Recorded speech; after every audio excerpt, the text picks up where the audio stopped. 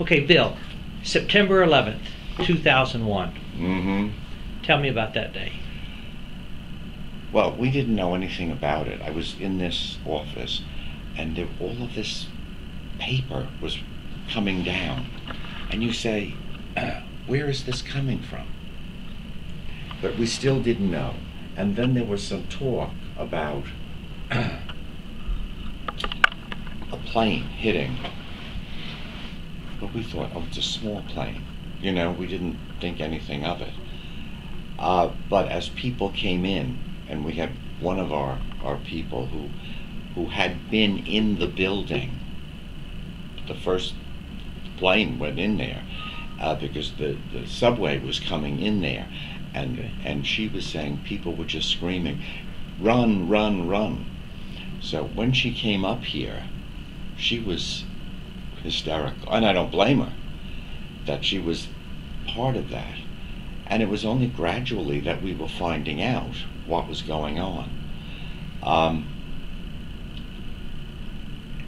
We saw it then. We could see right out the window, right all the way up, where Bruce's got his office now, going all the way up, and you could see it because it's tall and right.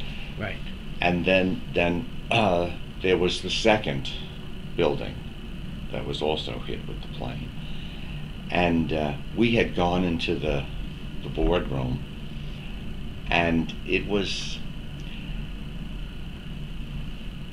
a huge noise, but we didn't hear it. It came after the fact. You know, we had the TV on, we were seeing what was going on, right, and then we heard the noise, and the people downstairs were saying, you've got to go downstairs. Well, we all had to climb, walk down the 17 flights. Right. But it was too crowded down there. You know, if you saw the...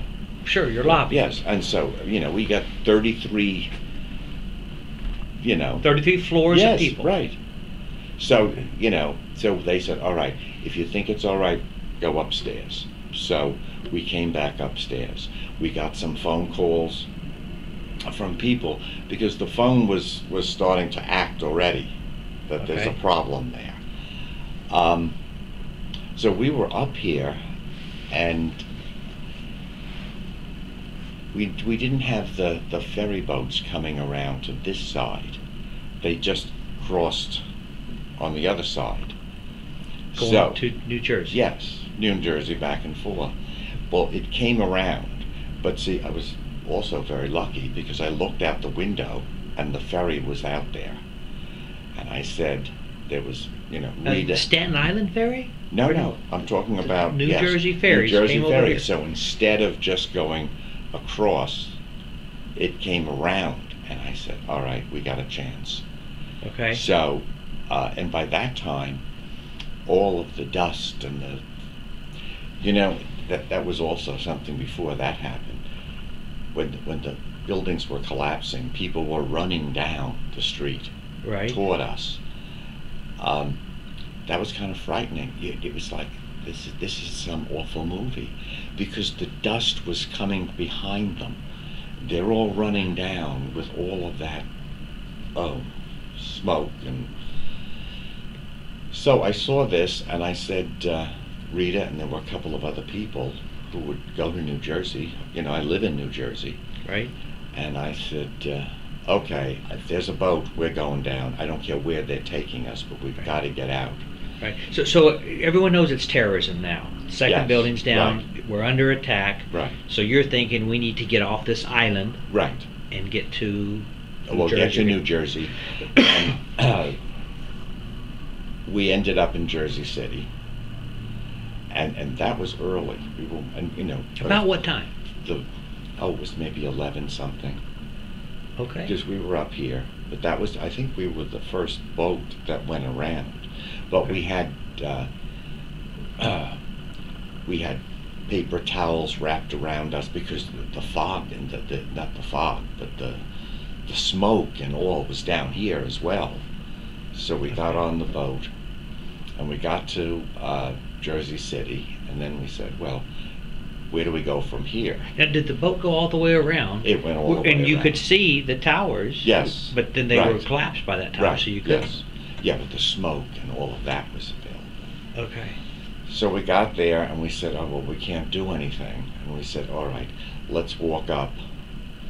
It was about a mile or a mile and a half because I could get a train, hoping I could get a train.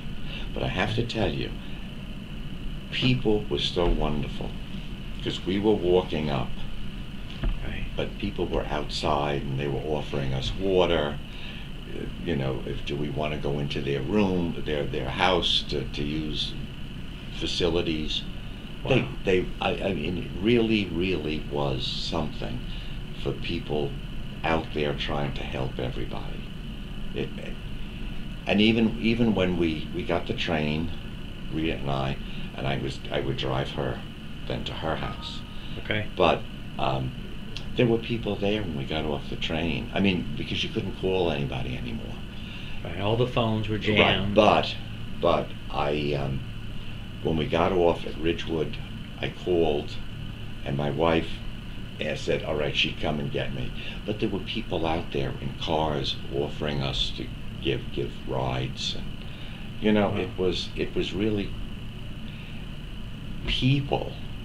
Really, I mean, I know it's awful, and I know about people who were hurt and killed. I mean, that's a friend of ours was killed in the second tower. No, that was a bad time. When we came back, we were only out. That was on a Tuesday, so we were, and the people downstairs would call to say, all right, we can't do it today. We can't because we don't have the electricity. We don't have this. We don't have that. Right. And I guess it was the following Monday, or maybe it was the Tuesday, because I would then send out notice to everybody that, you know, today's another day. So I said, all right, it's another day. They called around 5 in the morning and said, no, they're not going. And then about, maybe 7, after I told everybody, they called again and said, it's okay, come in.